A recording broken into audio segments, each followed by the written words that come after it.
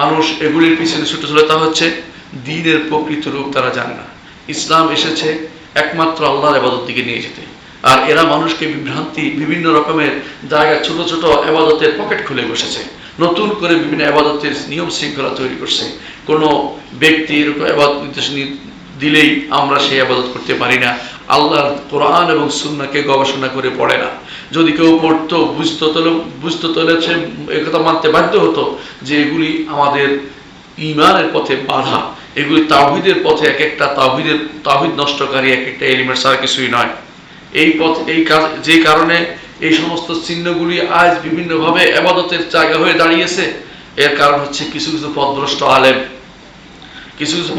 আলেম তার শিরকের পক্ষে ওকালতি করে, শিরকের পক্ষে তারা ওকালতি করে। দলিল থাকুক আর না থাকুক, তার 14 গোষ্ঠী করেছে, এটাই তাদের প্রমাণ।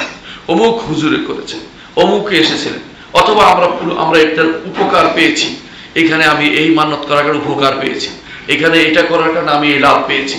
এটা দিয়ে আলেমরা মানুষের ভিতরে শিরকের এক একটা প্রচার প্রসার করছে। এগুলো পথভ্রষ্ট আলেমরা এগুলি করে থাকে। কিছু কিছু শাসক আছে, পথভ্রষ্ট শাসক আছে, তারা এগুলিকে বেশি বেশি মানুষের মধ্যে প্রচার প্রসার হওয়া চায়, কারণ তারা চায় যে কোনো কিছু কেন্দ্রিক যেন মানুষকে ধরতে পারে। এই জন্য তাদেরকে আপনি দেখবেন যে এরা এগুলিকে বানিয়ে নিয়েছে পিকনিক স্পট, অথবা মানুষের আসার জন্য বিভিন্ন জায়গা থেকে যেগুলিকে বলা হয় যে এগুলিকে লোক আহরণের জন্য, টাকা লাভের জন্য, অর্থাৎ অর্থনৈতিক কর্মকাণ্ড সচল করার জন্য এরা এগুলিকে চালু করে দিয়েছে যে অমুক খানের অমুক কিছু আসবে। এটার কারণে এদের অনুসরণ করে অনেক দেশে, মুসলিম দেশেও শাসকরাও সেটা করছে যে এগুলিকে তারা অর্থ আহরণের জায়গা হিসেবে গ্রহণ করে নিয়েছে। এগুলি দ্বারা তারা মনে করছে যে এগুলি দ্বারা অর্থনৈতিক তারা চাকাকে সচল করবে। এগুলি তাদের দ্বীনের চিন্তা তারা করে না। আবার দেখা যাচ্ছে কিছু মানুষ সম্পদ লাভের জন্য ব্যক্তিরাও করছে, যে তারা বড় বড় বাক্স বসাচ্ছে এগুলিতে, এবং সেখানে মার্কেট বসাচ্ছে, সেখানে গোলাপ জল ঢালছে, সেখানে ফুলের ব্যবসা চলছে। এই সবই শুধুমাত্র তারা দুনিয়ার লাভের জন্য এগুলি করে বেড়াচ্ছে। এই সমস্ত চিহ্ন রক্ষা চিন্তা ভাবনা করছে। এগুলি যারা এগুলি বলছে তা অনেকেই নিদর্শন সংরক্ষণ নাম দিচ্ছে। আচ্ছা বলুন তো, যদি আদম থেকে শুরু করে প্রতিটি নবীর কবর যদি সংরক্ষণ করা হতো, আমরা কিন্তু চাষাবাসের জায়গা খুঁজে পাইতাম না। আপনি তো আপনার বাবার স্মৃতি সংরক্ষণ করছেন, অমুকের স্মৃতি সংরক্ষণ করছে। ইসলাম এই জাতীয় স্মৃতি সংরক্ষণের অনুমতি কোনোদিন দেয় না। এগুলি যারা বলছে তারা মিথ্যা কথা বলছে। মুহাম্মদ সাল্লাল্লাহু আলাইহি ওয়াসাল্লাম ছাড়া আর কোন নবীর কবর সংরক্ষিত নাই। সুতরাং অমুকের কবর কয়েকদিন পর পরে ফেসবুকে বা অন্য জায়গাতে অমুকের কবর, লম্বা কবর একটা দেখিয়ে বলবে হুদের কবর, আর একটা দেখিয়ে আদমের কবর। এগুলি হচ্ছে মানুষের বানোয়ার জিনিস। আমি একবার শ্রীলঙ্কায় গেলাম, তো আমাকে বললো যে আদম ফিট আছে, এখানে আদমের পা আছে। মানুষ এখানে যাচ্ছে, অর্থনৈতিক চাকা সচল করার জন্য আদমের পা আবিষ্কার করেছে। আবার দেখাচ্ছে শ্রীলঙ্কা থেকে এই তামিলনাড়ু আসার জন্য পথের মধ্যে দেখাচ্ছে যে এগুলি আদম পা দিয়ে পার হয়েছে, বড় বড় পাথর দেখাচ্ছে। এগুলি দিয়ে মানুষের পয়সা সব অর্থ সংরক্ষণ করছে। আবার একখানে গেলাম, বললো যে এখানে বুদ্ধের দাঁত সংরক্ষিত আছে, গেলে এখানে পয়সা দিতে হবে, ইত্যাদি ইত্যাদি।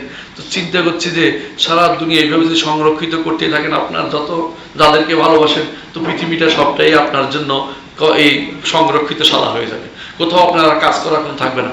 ইসলাম এগুলি অনুমোদন করে নাই। ইসলাম বাড়াবাড়িও করে না, ছাড়াছাড়িও করে নাই। যে মানুষ মরে গেছে তার কবর যদি আপনি জানতে পারেন, তার কবর সংরক্ষণ করবেন। যখন এই কবর ছিল কি ছিল না, তখন আর সংরক্ষণের প্রশ্ন আসে না। 100-200 বছর পার হয়ে গেলে, আলেমরা 100 বছরের কথা বলেছেন, কেউ 90 বছরের কথা বলেছেন, আমরা মানলাম 100 বছরে ধরলাম, সেটা পার হয়ে গেলে এরপরে এগুলি সংরক্ষণের কোনো প্রয়োজন নেই। আমাদের দেশে যে সমস্ত নিদর্শন নাম দিয়ে চলছে, সেগুলি অধিকাংশই শিরকের আখড়া ছাড়া আর কিছুই নয়। সেগুলি সংরক্ষণের কোনো প্রয়োজন নেই। কবর যদি হয়, কবরটা রেখে দেন, আর আশেপাশে সব ভেঙে দেন, বেড়া দিয়ে দূর থেকে নিষেধ করে দেন। কারণ তোমার বাবার কবর জিয়ারত করা, জিয়ারতের দরকার হলে এগুলিতে যায় মানুষ কি জন্য? যদি কেউ বলে আমি ইতিহাস জানতে যাচ্ছি, ইতিহাসের জানতে গেলে কয়জন যাবে, যে ইতিহাস চর্চা করে সে যাবে, তোমার সেখানে যাওয়ার কোনো প্রয়োজন নেই। কিন্তু সেখানে গিয়ে অর্থ দেয়া, সেখানে গিয়ে কিছু চাওয়া, সেখানে গিয়ে কিছু মনে করে এগুলিকে বড় কিছু মনে করে। আপনি কি চিন্তা করছেন শিরকের অংশ নিচ্ছে তারা, শিরকে প্রমোট করছে তারা, এগুলিকে শরীয়ত অনুমোদন করে। ইসলাম এগুলিকে ভাঙতে বলে, এইগুলিকে নষ্ট করতে বলে। কবরটা যদি কোনো প্রমাণিত হয় তার কবর তো সেটা রক্ষা করবে।